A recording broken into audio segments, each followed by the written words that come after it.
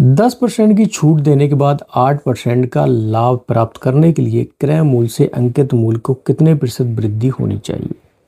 यहाँ पर देखिए पूरा क्वेश्चन, पहली बात तो देखो परसेंटेज में गिवन है तो हमारे लिए काफ़ी ज़्यादा आसान है। एक होता है सीपी, एक होता है एमपी, एक होता है एसपी।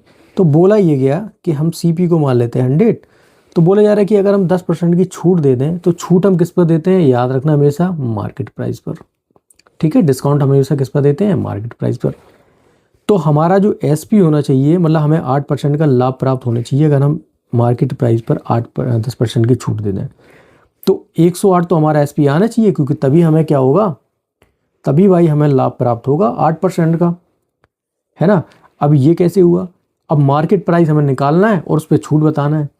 तो कुल मिला के हम ये कह सकते हैं कि जो एसपी आता है वो मार्केट प्राइस पे छूट देने के बाद ही आता है।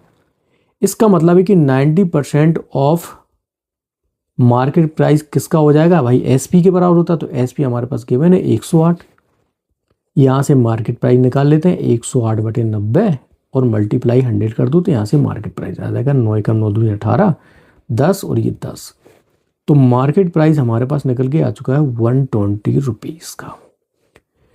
अब हमें उसको बेचना है 108 में। तो आपने मार्केट प्राइस पर कितने की छूट दी होगी भाई, 12 रुपये की। किस पर, 120 पर। सॉरी, ये बताने क्रय मूल्य से अंकित मूल्य कितने प्रतिशत वृद्धि होनी चाहिए। हमें बताना है कि क्रय मूल्य विक्रय मूल्य से क्रय मूल्य अंकित मूल्य से कितने प्रतिशत वृद्धि होनी चाहिए। तो आपका जो क्रय मूल्य होना चाहिए, सॉरी अंकित मूल्य जो होना चाहिए क्रय मूल्य से, वो 20 अधिक होना चाहिए। तभी कहीं जाके आपका क्या होगा, मार्केट प्राइस 120 होगा। तो 20/500 और ये क्या हो जाएगा, सीधा सीधा 20%। डायरेक्ट भी आ सकता था, सॉरी। तो यहाँ से आपको जो अपना जो अंकित मूल्य है वो क्रय मूल्य से 20% अधिक सेट करना होगा।